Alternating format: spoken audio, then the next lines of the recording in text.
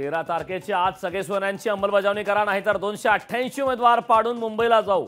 एकदा दोरी सुटली तर अवघड होईल. जरांगेंचा पुन्हा एकदा राज्य सरकारला इशारा.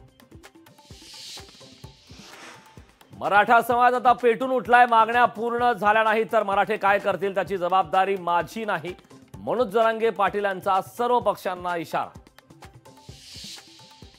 आमच्या सर्व 9 मागण्या पूर्ण करा, मग फडणवीसांवर टीका करणार नाही. भाजपच्या मराठा आमदारांना जरांगे यांचं आवाहन.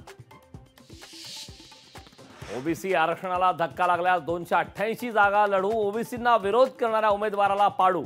ओबीसी नेते प्रकाश शेंडगेंचा इशारा. तुम्ही सर्वसामान्य तोडगा काढा, तुम्हाला जाहीर पाठिंबा देतो. आरक्षण मुद्द्याच्या आडून समाजात फूट पाडतंय सरकार. उद्धव ठाकरे महायुतीवर बरसले. पक्ष चिन्ह चोरून विजय मिळवला उद्धव ठाकरेंचा आरोप. शिवसेनेचा मूळ मतदार हा धनुष्यबाणासोबत. ठाकरेंचं या टीकेला एकनाथ शिंदेंचं प्रत्युत्तर. छत्रपती संभाजीनगरमध्ये भाजपला मोठा धक्का. भाजपच्या राजू शिंदेंसह कार्यकर्त्यांचा शिवसेना उद्धव बाळासाहेब ठाकरे पक्षात प्रवेश. उद्धव ठाकरेंच्या उपस्थितीत हाती बांधलं शिवबंधन. संभाजीनगर जिंकणार म्हणजे जिंकणारच, उद्धव ठाकरेंचा निर्धार. मशालीनं विरोधकांची पापं जाळून टाका. मशाल घेऊन गावागावात जा. उद्धव ठाकरेंचं आवाहन. गळती सरकार पुन्हा राज्यात दिसणार नाही. गळती सरकारचं शेवटचं अधिवेशन. उद्धव ठाकरेंचा महायुती सरकारवर हल्लाबोल.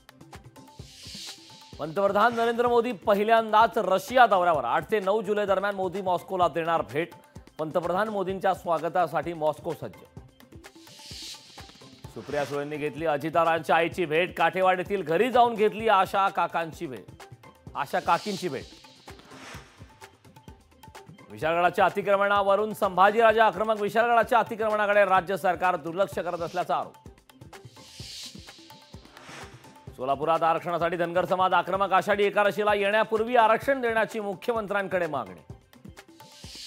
पगार रखडल्यानं पोलीस कर्मचारी हतबल. मुंबई पोलीस दलातील वाहन चालकांचे पगार रखडले. पोलीस कर्मचाऱ्यांवर उसनवारीची वेळ.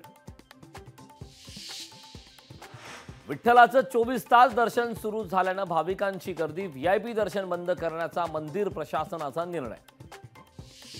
कोल्हापूर जिल्ह्यातल्या धरण पाणलोट क्षेत्रात पावसाचा जोर कायम. 38 बंधारे पाण्याखाली गेल्यानं बंधाऱ्यावरील वाहतूक बंद.